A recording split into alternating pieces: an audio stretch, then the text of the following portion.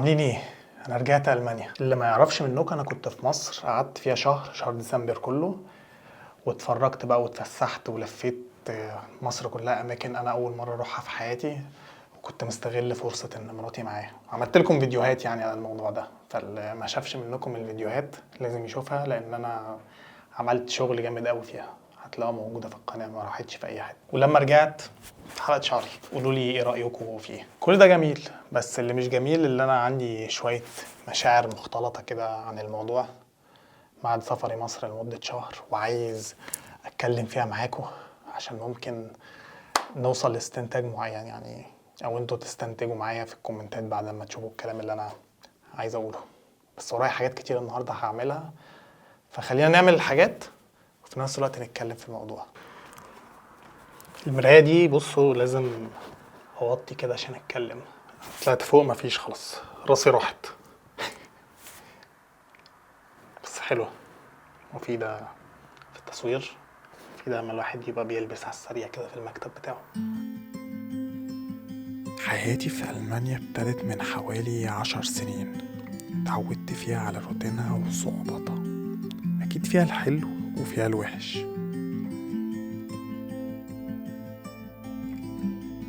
وعلاقتي بيها كانت علاقة مادية بشكل كبير، وبيغلب عليها العقل. كنت شايف إن طول ما مصلحتي موجودة في المكان ده هستمر موجود فيه، لأني جاي هنا عشان أهداف محددة بسعى لتحقيقها.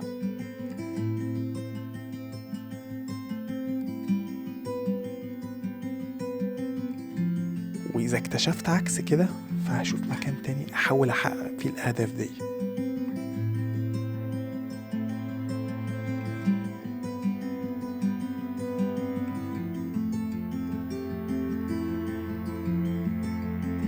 بس بدأت أحس إن شكل علاقتي بيها مؤخرا اتغير.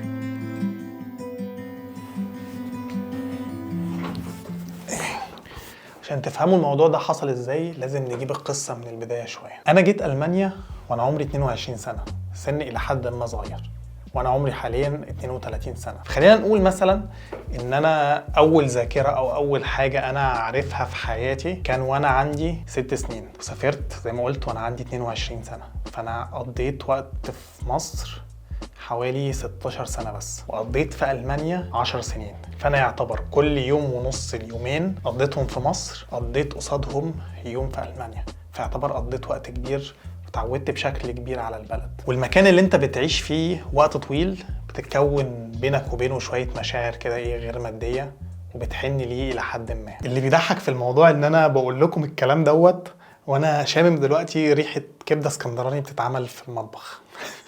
عمال اقول لكم المانيا وتعودت عليها وبتاع، بس انا اسكندراني برضو، يعني مش معنى اللي انا بقول الكلام دوت ان انا نسيت اصلي. واوضح لكم واحده واحده الكلام ده. بس انا اصلا جيت المانيا ليه؟ تعالوا اقول لكم. انا وانا عمري 22 سنه كان عندي مشكله، الا وهي ان انا عايز ادرس كليه طب، وانا مش قادر اعمل الموضوع دوت في مصر. فهوب شقلب عرفت معلومات بسرعه كده ان انا اقدر اعمل الموضوع دوت، احقق حلمي واروح ادرس طب في المانيا. ومن هنا بدات اجتهادي ان انا اتشقلب عشان اتعلم الماني رغم كل المشاكل اللي كانت عندي وقتها. بس اتعلمت الماني وقدرت اسافر علشان ادرس. جيت هنا ألمانيا كملت اللغة، وبعد كده جيت أدرس طب. معرفتش أدرس طب، لقيت إن مجموعي مش كفاية، لأن أنا كنت معلوماتي ساعتها مش كافية، وكرهت ألمانيا وكرهت حياتي. بس كان لازم إن أنا أكمل، لأن أنا قطعت شوط كبير وما ينفعش أرجع من غير ما أعمل الحاجة، أو على الأقل حاجة كويسة، ما أروحش زي ما رجعت. المهم بعد ما خلصت اللغة درست علاج طبيعي، ما مشيتش فيه، سبت كلية علاج طبيعي، وده برضو عمل لي أزمة كبيرة وكرهت ألمانيا أكتر. وبعد كده قررت بقى إيه، إن أنا أدرس المجال اللي أنا حاليا موجود فيه. درست برمجة واخترت المجال البرمجة الطبية علشان أنا كنت علمي علوم في ثانوية عامة في مصر، ما كانش ينفع أدرس برمجة بشكل مباشر، فتحايلت على الموضوع شوية ودرست برمجة طبية، ودي اتكلمت عنها كتير وكانت من الحاجات اللي أنا بحبها بعد طب. اتعلمت كتير وأنا بدرس بشكل عام عن الحياة، ازاي اقدر اكون نفسي، ازاي اتعامل مع كل حاجة، انا هنا لوحدي مفيش اهل، كل الكلام دوت. فده بنى شخصيتي كتير، وتعلمت اكتر ازاي اطلع احسن فيرجن عندي اللي هي اكبر انتاجية معينة. ده اتعلمته في الفترة ديت، صحيح مش بسهوله خالص وبضغط كبير، وانا عارف ان انا ما كنتش جاي الجنه. وانا بدرس المانيا برضو ادتني قناه اليوتيوب ديت، دلوقتي فيها اكتر من 100,000 مشترك. لو انت لسه ما اشتركتش اشترك في القناه عشان نكبر اكتر. وكمان المانيا بشكل غير مباشر ادتني دلوقتي زوجتي، وقدرت ان انا افتح بيت وانا لسه بدرس، ما كنتش لسه اتخرجت، وده يعتبر شبه مستحيل ان ما كانش مستحيل في مصر في حالتي. فدي حاجه استفدت منها برضو بشكل مادي، ودي كانت من الاهداف اللي انا كنت جاي عشانها المانيا، ان انا ابدا اكون مستقل ماديا. والحمد لله عملت كده، كمان كونت اسره. وبعد كده اتخرجت وجبت تقديري لحد ما كويس، وبعد كده اشتغلت فتحت بيت اكتر، بيت بقى اكبر زي ما انتم شايفين. عملت استوديو. خسرت كتير في الرحله دي بس انا كسبت اكتر، وشايف ان انا على المستوى المادي يعني مش بقى المشاعر وكده، لا المانيا ادتني حاجات كتير جدا، وطبعا هي اخذت قصادها حاجات، بس دي مش وقتها دلوقتي في الفيديو دوت. انا بتكلم ايه اللي انا اخدته من المانيا، وكل ده استمر في وقت مش قصير، دول 10 سنين. فدي اللي اديتهولي المانيا باختصار مخل. بس هل معنى الكلام اللي انا بقوله دوت ان انا متبري من اصلي مثلا، او انا عايز المانيا مش عايز مصر، مش عاجبني؟ اقول لكم حاجه بسيطه صغيره. انا تاني يوم سافرت فيه من مصر لالمانيا، السفريه الاخيره ديت، انا وحشني مصر تاني. وده بغض النظر طبعا عن ان انا اهلي هناك وكل الناس اللي اعرفهم تقريبا هناك، بس لا، هنا حاجه وهناك حاجه. ايه اللي يمنع ان الواحد يكون بيحب مكانين عشان هو عاش في مكانين لفتره معينه من الزمن، والمكانين قضى فيهم وقت الى حد ما كويس، وعنده ذكريات فيها كويسة؟ أنا شايف إن مفيش حاجة تمنع الموضوع ده، ولا أنتوا إيه رأيكم؟ وأنا أفورت ولا إيه؟ موضوع عادي يعني، شوية شعور كده إن أنا لما سافرت مصر وقضيت وقت، وحشني الروتين بتاع ألمانيا، لأن أنا حياتي هنا ماشية بشكل معين من الروتين. واحد اتعود على حاجة فعجباه الحاجة ديت أو افتقدها، بس كده. رغم ان انا كنت في احسن وقت، او دي يعتبر احسن سفرية سافرتها مصر. اتفسحت ورحت مدن كتيرة، رحت سيوة، رحت الاهرامات، اتفرجت عليها لاول مرة، قعدت مع اهلي اتعرفوا على ابني وتعرفوا على مراتي.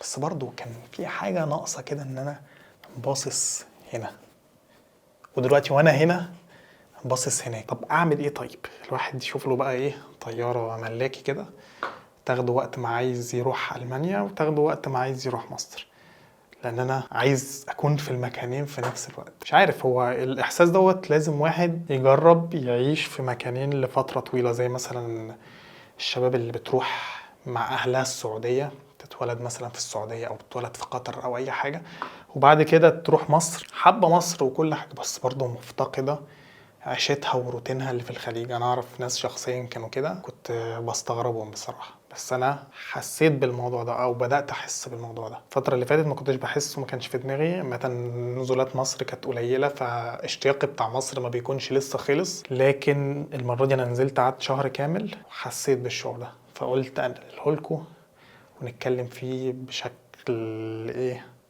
بشكل كويس، علشان نفهم ايه الموضوع. لو حد فاهم ايه الموضوع او حس بالموضوع دوت، ممكن يكتب لي في الكومنتات تحت الكلام دوت ايه ظروفه.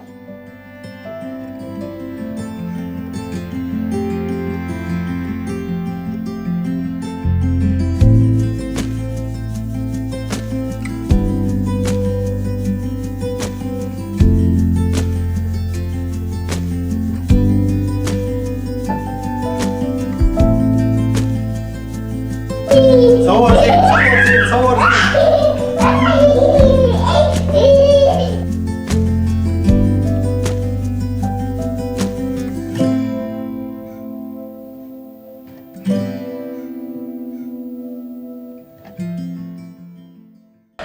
الكشري بصراحة أنا مش محبين الكشري قوي، بس كنا محتاجين ناكل كشري، لكن هو ما يتاكلش من غير شوية الكبدة. أنا بصراحة أنا اللي كنت اقترحت عليهم الموضوع دوت، والراجل ده موافقني، صح؟ السلام عليكم الأول.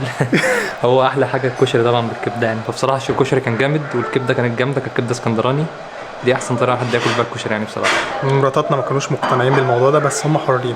واحنا حرين برضه. الصراحه يعني من غير الكبده ما يتاكلش. لحظكم الراجل النهارده جاي يتغدى معايا، من الناس اللي اعرفهم اللي عاشوا جزء كبير من حياتهم في السعوديه وبعد كده نزل مصر، فيقول لنا بقى ايه بالمره عن تجربته بقى وان هو عنده مكانين يعتبروا كانوا الوطن بتاعه او المكان اللي عايش فيه. يقول لنا ايه الدنيا كانت معاه عامله ازاي. قول يا عم. انا كنت قاعد معظم حياتي وانا صغير في جده في السعوديه، واحيانا كتير بحس ان جده دي تعتبر كوطن ليا. يعني لما كنت ببقى في جده وانا صغير كنت ببقى نفسي جدا انزل مصر، ببقى نفسي يعني بنستنى من السنه للسنه عشان ننزل. وبعدين لما كبرت انا شويه ونزلت مصر واخدت الجامعه هناك وبعدين جيت سافرت المانيا، عندي نفس الاحساس بالظبط. لما ببقى قاعد في المانيا ببقى نفسي جدا انزل مصر. بس الجديد في الموضوع ان انا كمان بقى عندي نوع من ان انا نفسي اروح جده تاني. يعني اخر مره لما كنت في مصر قعدت فتره قليله جدا وما كنتش عايز ارجع المانيا، بس كان لازم ارجع. من فتره قريبه خالص رحت السعوديه تاني، ولما رحت السعوديه بقى حسيت فعلا ان انا محتاج ارجع المانيا. يعني حسيت ان انا مش بس ارتباط عاطفي او حاجه، ولكن حاسس ان انا عندي حاجات هناك لازم تخلص، او ان انا محتاج ارجع هناك، محتاج ان في حاجه بتجري ورايا لازم اخلصها. يعني انت علاقتك بالمانيا عامله ازاي؟ علاقه زي ما انا كنت اول ما جيت كده، اللي هي علاقه نفعيه، لو الفايده بتاعت المانيا راحت مني خلاص مش هتشتاق لها خالص، ولا برضو في شويه تجارب ان هو في حاجات عملتها في حياتك هنا؟ بصراحه دي كمان يعني فكره ان انت عندك هنا ذكريات وعشتها. انا بقى لي حوالي 6 سنين في المانيا، فاكيد الواحد عمل يعني عمل ذكريات هنا وقابل ناس ورحنا اماكن مختلفه يعني فرحت وحزنت هنا حاجات كتير. يعني في مشاعر مختلطه واماكن والكلام ده كله، دي كلها بتفرق في ان انت تحس ان انت عندك حنين للمكان ده بصراحه. لما كنت في السعوديه اخر مره في الحقيقه انا كنت مبسوط بالقعده، ولكن في نفس الوقت كنت حاسس ان انا عايز ارجع المانيا. يعني حاسس انا ما كنتش عايز اسيب اهلي طبعا، مع ان السعوديه مسقط راسك. دي نقطة مهمة بس في نفس الوقت تحس ان في هنا حاجة تانية انت عايز ترجع لها. هي اكتر بالنسبة لي دلوقتي في اخر مرة بصراحة ان انا اجي، ان انا كنت عايز اخلص حاجات، ولكن مازال برضو انا حتى لو انا سبت المانيا خالص، لو في المستقبل مثلا سبت المانيا خالص، هبقى حابب الصراحة ان انا اجي المانيا ازورها. يعني مش ان انا بس ان انا اسيبها، لا حتى لو سياحة هاجي الاماكن اللي انا جيتها، وبالذات اول مدينة انا جيت لها اللي هي اقرب مدينة لقلبي هنا بصراحة، اللي هي ماربورغ، مدينة قريبة مننا المكان ما احنا ساكنين. دي من اكتر الاماكن اللي انا بحبها هنا في المانيا بصراحه. واي حد بيجي جديد باخده الهديه اللي انا بديها له عشان انا بحبه، يعني بقول له تعال نروح ماربورغ هلففك هناك لفه كويسه. حتى لما انا جيت دلوقتي لما انا كنت مع اهلي قلت لهم انا عايز ارجع المانيا، عايز اروح ماربورغ تاني، عايز بص عليها كده. ف يعني اكيد طبعا في حنين لالمانيا، وفي حنين بالذات لاول مدينه تقعد فيها في المانيا بصراحه. انا عمري يعني انا بالنسبه لي كانت جيسن، فهو نفس الشعور ده جيسن. يعني انت حاسس ان جيسن دي مدينه حلوه وجميله؟ حتى لما سبتها ورحت لوبك ايام علاج طبيعي ده شيء جميل يعني. كنت برضو بحب ان انا ارجع جيسن، لكن انا راجع الوطن بتاعي. انا بالمناسبه كنت لما اجي المانيا عديت على النمسا على زوج اختي، قال لي نفس الكلام، قال لي ان هو كان قاعد في فيينا اول مدينه وهو شايف فيينا دي اجمل مدينه في العالم. هي تقريبا حاجه يمكن تكون مشاعر الانسان بيحس بيها اول مدينه يقعد فيها متغرب فيها. يمكن اول مكان بتتغرب فيه بتحس بيه المشاعر المختلطه، ان انت سايب اهلك وبعدين بتبدا تتعود نوعا ما، وبعدين بتبدا تعمل مشاعر جديده في المكان، او بتبدا تعمل ذكريات كويسه في المكان فبتحبه اكتر. ولكن انا مازلت عند رايي ماربورغ مدينه جميله، ويمكن لو انت حابب اعمل البول كده مثلا تحت ماربورغ ولا جيسن والله ممتاز. يبقى مثلا لو عندك اللينك ولا حاجه بقى عايز تشيل دي من البتاع دي يبقى احط اللينك ليه او حاجه. السؤال بقى المفروض الناس تساله، هل انت لما بتروح مكان جديد بتقل حبك للمكان القديم، ولا هو بيتضاف للخانه؟ زي مثلا ايه، خلفت عيل زياده، هل انت لما بتخلف عيل زياده مثلا الاولاني يقل حبك ليه؟ لا خالص بالحقيقه. يعني انا تجربتي زي ما قلت ان انا كنت في السعوديه وعديت على المكان اللي انا عشت فيه حوالي اكتر من 10 سنين يعني، وهي جده، مدينه جده. وانا بالنسبه لي جده ما زالت اجمل مدينه يعني ساحليه في العالم، عشان انا بحب ماربورغ ما زال. عديت على جده يوم او يومين وحبيت جدا، كان نفسي امشي في شوارعها بس كده اللي هو وازور كل حته كنت فيها وانا صغير والكلام ده كله. كنت حاسس ان انا في بيتي يعني، او في بلدي لما رحت جده. فانا حاسس برضو ان المشاعر ديت يعني الانسان ممكن يحب كذا مكان، يعني زي ما ربنا خلاه يحب كذا ولد، لو عنده كذا ولد فممكن يحب كذا مكان. يعني في شعور كمان غريب حسيته، معرفش انت حسيته ولا لا. انا وانا طالع من مصر انا مشتاق لألمانيا، خلاص بقى خلصت بقى شهر في مصر، دي ما عملتهاش بقالي كتير. وانا طالع خلاص طلعت بره وانا رايح عاجبني المانيا، لقيت نفسي برضو وحشني مصر تاني. فهو الواحد بتحصل لك ايرور كده. طب انا هعمل ايه؟ ابقى موجود في مكانين في نفس الوقت ولا اعمل ايه؟ انت حسيت بالموضوع ده؟ انا حسيت بالموضوع ده بصراحه لما كنت ماشي وسايب جده. يعني بصراحه كنت حاسس فعلا ان انا يعني ما زالت الاهل والناس وان انت عايز تقعد معاهم اكتر، وانك يمكن ان انت عامل حساب ان هم يوحشوك وعامل حساب الغربه. النجوم، انا اول مره اشوف النجوم بص يعني واضحه. ما مش باينه في الكاميرا للاسف عشان العدسه دي. الشمال ايه؟ تعرف تحدد نجم الشمال؟ لا ما بعرفش اعمل الحاجات دي، اتعلمتها وانا صغير. دي حاجه تانية ترجعك مصر. الناس هتلاقي عندهم تمشي عكسه بقى عشان احنا للجنوب، خبره في حاجات عشوائيه كده. لا بس المكان هنا حلو وهادي كمان. ايه بقى اللي منزلنا دلوقتي في الساعه دي؟ ها يعني إيه؟ من الحاجات اللي البيت. بتحب المانيا. دي حاجه فعلا المانيا لها بونت فيها الصراحه. لا ليها بونت ازاي؟ هقول لك ان انت هنا تقدر تنزل تشتري اللي انت عايزه مش في اي وقت، يعني لها وقت محدد بس بتجيب كل اللي انت عايزه من مكان واحد يعني. لا بس انت نازل دلوقتي متعذب ومش هتقدر تنزل بكره ليه؟ بكره الحد طبعا كله قافل. ده الروح تاج بتاع الالمان. يوم الراحه. انت ممنوع تضرب مسمار في الشقه بتاعتك يوم الراحه ده. لكن لو احنا دلوقتي في مصر عادي هتبعت البواب مثلا، هتنزل تاني يوم، لسه هتنزل الفجر. اللي كانوا جاعوا في مصر الساعه 2 الفجر جابوا عادي. راحوا جابوا كشري في البيت. دي حاجه تانية دي كمان في مصر. يعني دي مصر تاخد فيها بوينت دي. بصراحه. فهو مفيش مكان مديك كل حاجه. ان شاء الله في الجنه بقى، ان شاء الله لما ندخل الجنه نبقى نلاقي كل حاجه. لكن احنا بنلاقي حاجه حلوه في مكان وحاجه حلوه في مكان تاني، فاحنا عايزين الاثنين. الواحد يحاول يستمتع بالحلو هنا وخلاص لحد احنا عايزين الجهاز بيعمل انتقال بعدي، اللي هو تخش في ماسوره كده تلاقي نفسك رحت الناحيه الثانيه هناك. لا وبص كمان من الحاجات اللي المانيا جميله فيها، بص الشارع، انا هنزل في نص الشارع اهو، نص الشارع اهو الساعه 9 بالليل الشارع فاضي.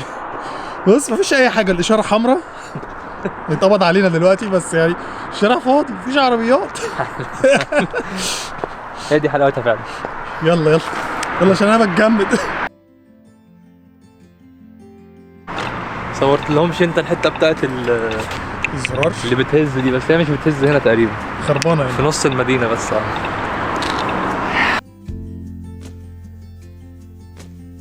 تقريبا هنبقى مش لوحدنا قوي بس يعني قليلين قوي. تصور بقى ان البتاعه فاضيه، كل حاجه فاضيه.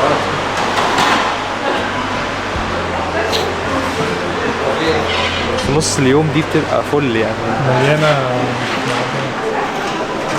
الحمد لله انا مش هشتري حاجه لان انا زي ما انتم عارفين انا مجتهد واشتريت الصبح كل حاجه. هو الراجل بس متاخر يبقى ما كانش فاضي، مش لاقي طماطم خلصانه. ما ده العيب بقى، مش هتلاقي كل حاجه موجوده. هات بقى من دي ولا البيو؟ جبت دي البيو احسن طبعا. السوبر ماركت مشطب هيقفل بقى وبكره الدنيا قافله، فلازم الخضروات والطماطم تكون خلصانه. الحمد لله ان احنا جنبه. يا ابني اكتب الحاجات اللي انت عايزها عشان ما ترجعش تاني. لا عشان ما ابصش على اي حاجه تانية برضه.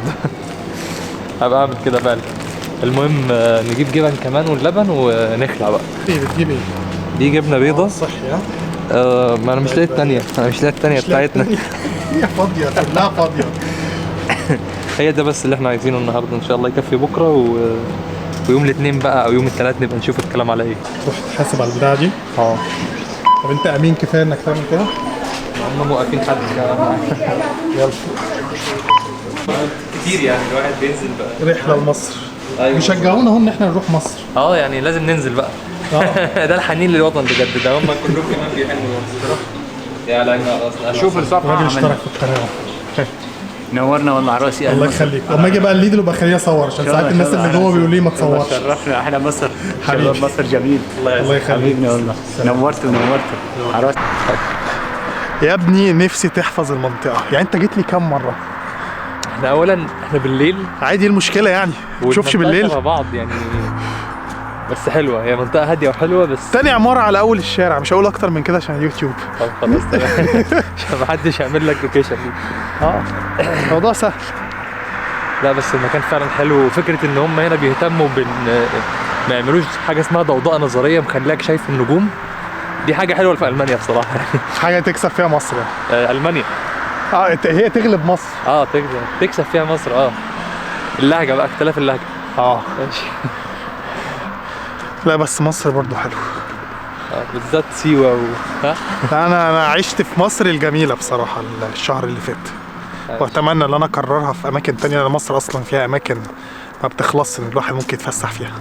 لكن المانيا لحد ما ممله، ومللها ساعات بيكون مفيد او يعني متوقعه، فتوقعها ده بيخليك تقدر تبني خطط للمستقبل والجو ده. كده مش باين بس كده. يلا نخش عشان انا اتلكت. يلا نلعب بوبجي. يلا جيم سريع كده والجيم التاني نكمل. على فكره تابعوني على الانستجرام، انا ساعات بنزل كده ستوري بقول للناس اللي عايز يجي يلعب بوبجي يجي يلعب بوبجي، فيا تلحق يا ما تلحقش. تابعني عشان تلاقي الستوري وتلعب معانا لو حابب. نلبس الكوتشي. رايح على التلج انت؟ والله الجو بره تلج فعلا. ان شاء الله نلحق الباص. يلا بينا. صورنا انا بقى في الباب. صورك لوحدك. يلا سلام. خطفنا عيالك. مع السلامه. سلام.